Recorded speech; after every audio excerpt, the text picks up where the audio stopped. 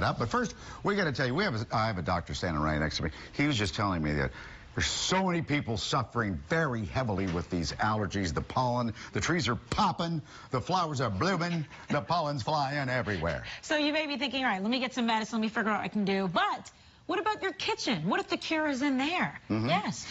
Dr. Gregory Cannon is here. You have urgent care facilities in Narberth and South Philly, right on West Passion. Good to see you, doctor. Thank you. Thanks for being here. Glad to be here. Thank you. This is interesting. I didn't know there were foods that you could eat to reduce the symptoms, but there's certain things. You may be eating yogurt right now and you have allergies. Don't do it. I love eating yogurt. These are the do not eats first. Yogurt? Yes, sir. So in yogurt and all dairy products, there's a protein called milk casein, and that milk casein can make mucus thicker. So if you suffer with allergies, in addition to being congested and having postnasal drip, imagine that mucus being even thicker and just causing more discomfort. So cut out milk products altogether, or at least moderated. You know, limit how much you're taking in, but if you can, cut it out altogether. Now, if you're a big fan of yogurt like I am, me too. Yeah. Coconut milk and soy milk also make great yogurts. That's great. Yeah. Okay. Yeah. Pastry, kind of obvious. Sugar. No jelly donuts for Bob Kelly. Yeah, yeah. Why not? So donuts and processed foods and refined sugars in general they've been proven to actually stunt the immune system. Now, when it comes to allergies, a lot of it is immune mediated. It's the histamine that's produced. So if you're going to alter your immune system in addition to how it's already altered with the seasonal allergies, it's just going to land you in a bad spot. So I tell people to avoid processed foods and refined sugars. I don't know that I've ever seen tomatoes on a do not eat list. I don't think I have either. Yeah. Why tomatoes? You know what? And this was the biggest bummer for me on the do nots because I love a good caprese salad.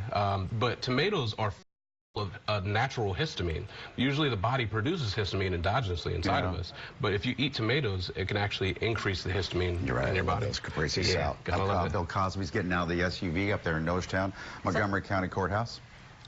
So there he is. A different scene from yesterday. Remember, it was snowing yesterday when he got out. So they're putting on his jacket there. We're getting ready for day 2 of jury selection. Remember, they only selected one juror yesterday out of more than 100 people that they had to pull from. Yeah, that's because all the jury pool is all going to come from Montgomery County. Which is different than the last trial. Yeah, we got them from the western part of the state for that one. They want to make sure that they don't have any particular feelings toward Cosby, and also the Me Too movement. That was also a big question yesterday. True. So if you've known anybody that's ever had a problem with people harassing them at work or whatever, sexual harassment, or if you ever watched The Cosby Show back in the 80s, and you have an affinity to Bill Cosby's character, this is why it's going to be very difficult and may take weeks. Listen.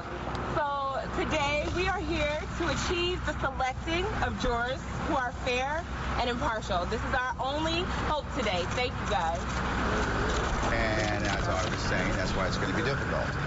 You need to be fair, you need to be impartial, and so it may take weeks to find 12 people. They got one, they need 11 more.